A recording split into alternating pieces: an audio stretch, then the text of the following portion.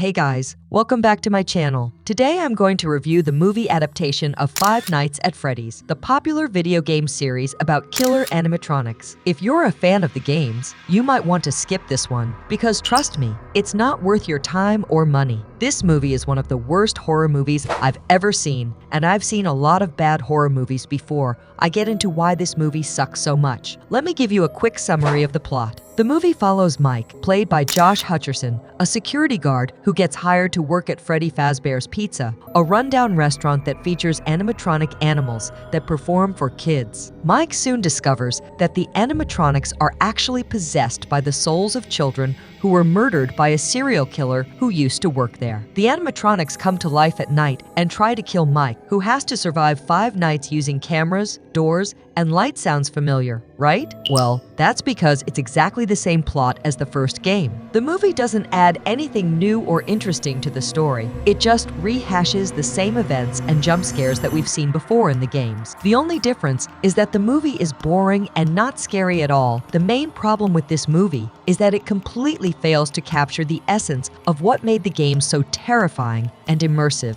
The games were simple but effective. You were stuck in a small office with limited resources and no way to fight back. You had to rely on your senses and your strategy to survive. You never knew when or where the animatronics would attack you. The tension was palpable, and the atmosphere was claustrophobic. The movie, on the other hand, is a mess of cliches and inconsistencies. The movie tries to expand the scope of the story by adding unnecessary flashbacks, dream sequences, and subplots that don't make any sense or add anything to the horror. The movie also tries to explain everything about the lore and the backstory of the animatronics, which ruins the mystery and the ambiguity that made them so creepy in the first place. The movie also fails to create any suspense or dread with its visuals and sound design. The animatronics look fake and unconvincing. They don't move or behave like real animals or machines. They just pop up randomly and make loud noises. The movie relies too much on cheap jump scares that are predictable and repetitive. The movie also uses a lot of bright lights and loud music that ruin the mood, and the immersion. The movie also wastes its talented cast by giving them bland and annoying characters to play. Josh Hutcherson is a decent actor, but he has nothing to work with here. His character is a generic protagonist who has no personality or motivation. He just reacts to things happening around him without any emotion or logic. He also has a pointless backstory involving his missing brother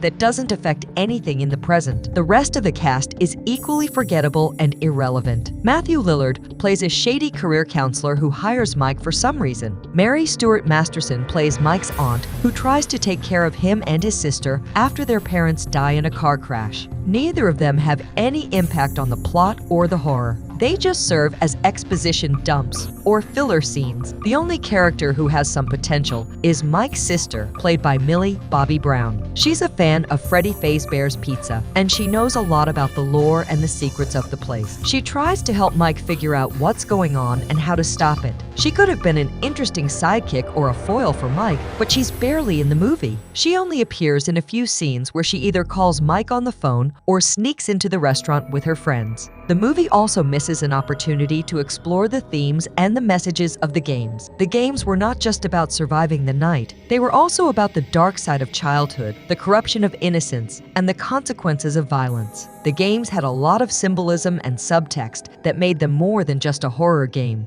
The movie, however, doesn't have any depth or meaning. It's just a shallow and soulless cash grab that tries to capitalize on the popularity of the games. So, in conclusion, Five Nights at Freddy's is a terrible movie that fails to deliver on every level. It's not scary, it's not fun, it's not faithful, and it's not worth your time. If you're a fan of the games, stay away from this movie. If you're not a fan of the games, stay away from this movie. Just play the games instead. They're much better and cheaper. That's it for my review of Five Nights at Freddy's. I hope you enjoyed it, and I hope you agree with me. If you did, please give this video a thumbs up and leave a comment below. If you didn't, please give this video a thumbs down and leave a comment below. I'd love to hear your thoughts and opinions on this movie. And if you want to see more videos like this, please subscribe to my channel and hit the bell icon to get notified when I upload new videos. I post new movie reviews every week, so stay tuned for more. Thank you so much for watching, and I'll see you in the next video. Bye!